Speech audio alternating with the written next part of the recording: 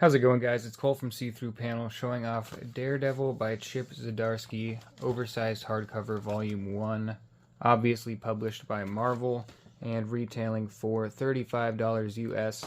I've had this book in my collection a long time, but I was reading this run in single issues when it first came out. I dropped off, waited for the whole thing to finish. Now I have the whole run by Zdarsky and Chichetto, and I'm just going to binge through it, I think. So I might not cover every hardcover in the series, but I might come in at the end and talk about the whole run as like an entire series, or I might just do every book. I'm not sure yet. We'll see how they hit me.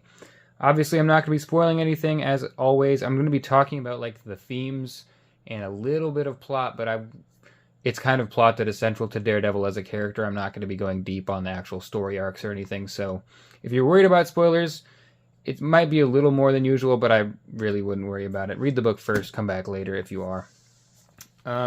So, Dust Jacket, obviously.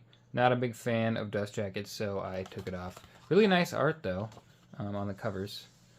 Let's get to some credits, because Zdarsky's working with multiple artists on this series, as is common nowadays.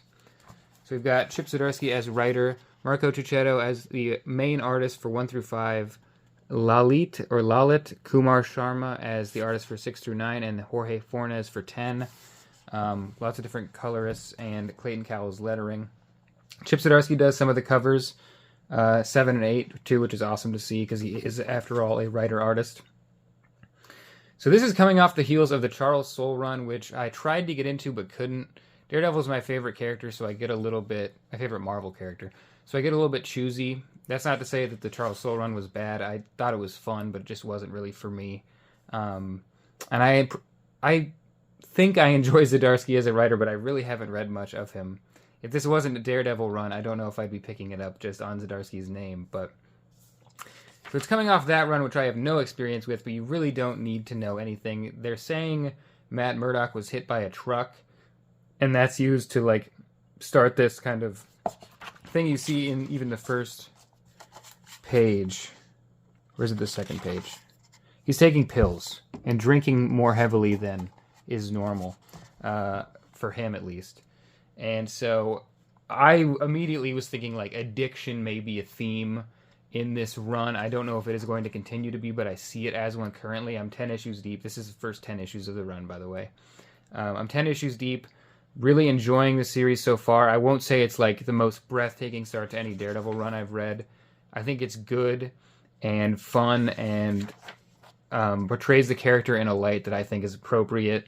I'm not really a sacred cow kind of guy for any property, but I do think that this is, if you enjoy the big ones, Frank Miller, Bendis, even the Mark Waid and stuff like that, or Brubaker, you will enjoy this run. I won't say it's the best run that there ever was, but it is shaping up, in my mind, to be one to go on the shelf with all the other great runs. I think Marco Cicchetto's art is really cool and unique. It is unfortunate that the art is not as stable as it was in those, big highlight runs, Frank Miller and Bendis with Malieve. But when Cicchetto is on the book, it shines. It's really nice. I think it's well-paced. I think sometimes Zdarsky's writing can be a bit... here's the way they show the radar sense. I think Paulo Rivera, he was the one that I remember doing it, and it was breathtaking. He might not have been the first one to do it this way. I'm not sure, but he's who I think of when I see that. I don't remember it being portrayed that way by Malieve or by Miller, but I'm not sure. I think Zdarsky gets a little bit cheesy sometimes in his dialogue and in his inner monologue for people. But I think that as far as archetypes go, we have a new cop character named Cole. We share a name. He's a great character. I think he's very compelling, and his ideology kind of collides with Matt Murdock's in a way that is super interesting. But also, there's a Venn diagram there when it comes to the way they think and operate.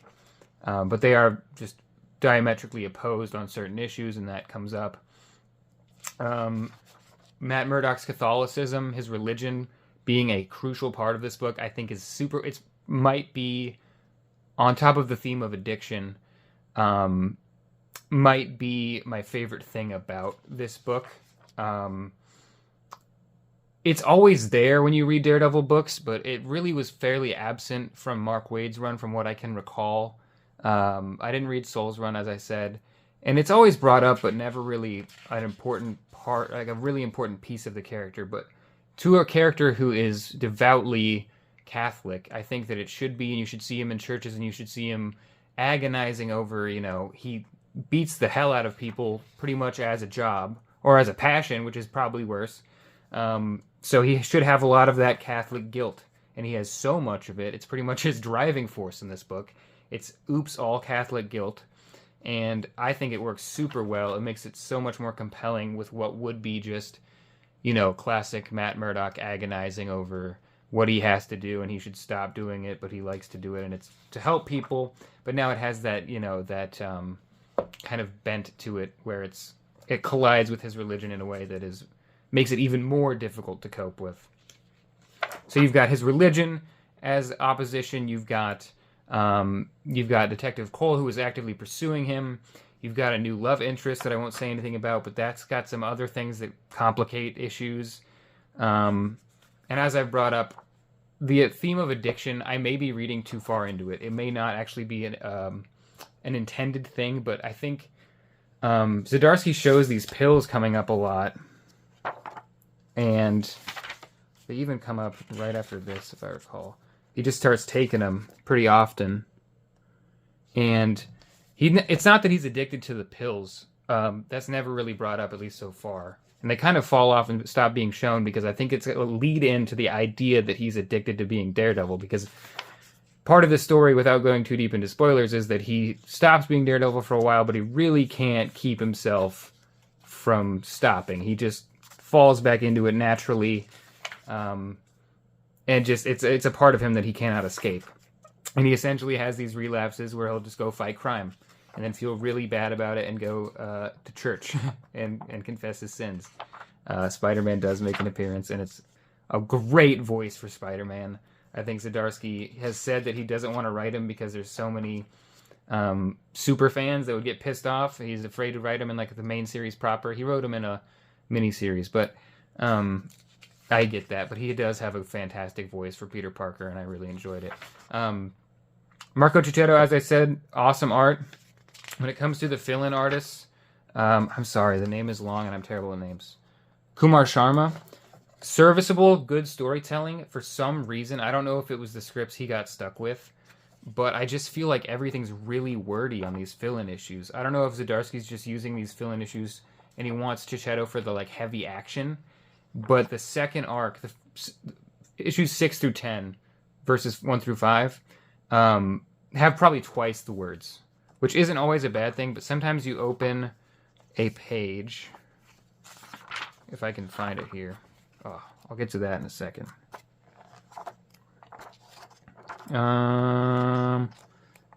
Sometimes you open a page and you get just this, and just a ridiculous amount of text, where these are just people at a dinner, and it's fine to have, it's superhero comics. You expect a ton of action. I don't need that. I don't only read superhero comics, but these are wordy pages, and not a lot happens, although the Wilson Fisk stuff is great, and that didn't bother me at all. It's just, I'm not sure. It really wasn't a problem. It's just a weird thing I noticed, that whenever Cicchetto's not on, things get really wordy, and maybe it's just the dense panel work of the other artist whose name I literally already forgot, Kumar Sharma. I didn't really remember it. I just looked over here, and it's right there. I'm cheating. Maybe it's just the way he lays out his panels, where everything's really packed together. I'm not sure, but he's a good artist. It's serviceable stuff. It's just, it didn't blow me away.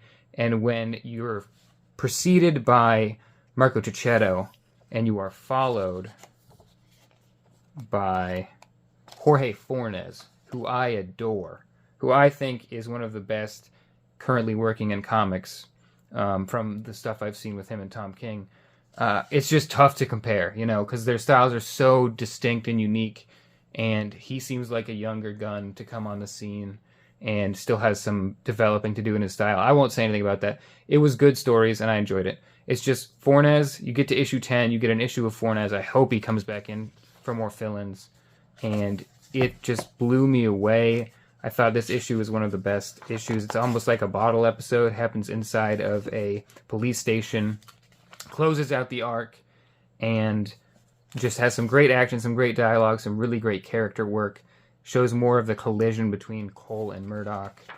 And I'm realizing my name is Cole and my dog's name is Murdoch.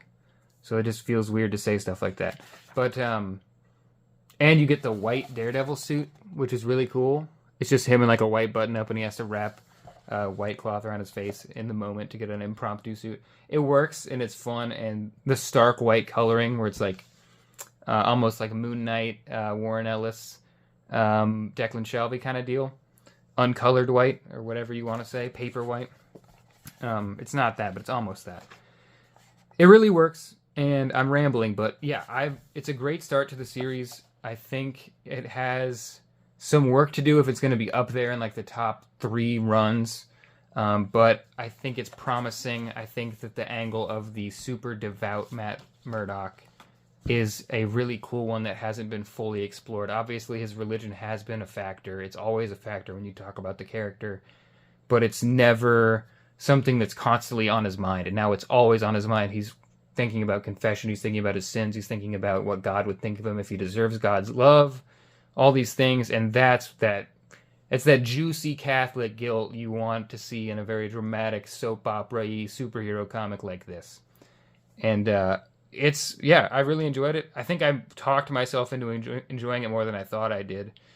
That always happens. When you say a bunch of reasons why something is good, it makes you want to like it more. And I don't like to talk about things I don't like on the videos. Like, I don't talk about books that I think weren't good, because that's terrible. I don't know.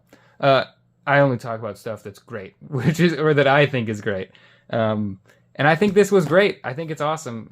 Pretty much anything like I said that may be like negative is because you have Frank Miller's Daredevil run, you have Bendis and Maleev, you have Brubaker and Lark, and then you have freaking Mark Waid and his whole slew of artists, Chris Samney and Paulo Rivera, and just it's tough to cut it. But Chichetto and Zdarsky are on their way. I've really enjoyed it. Can't wait to read more. I'm probably just going to binge it, and I'll get you guys either multiple more videos or one more covering the whole run. So thanks a lot for watching, guys. Peace.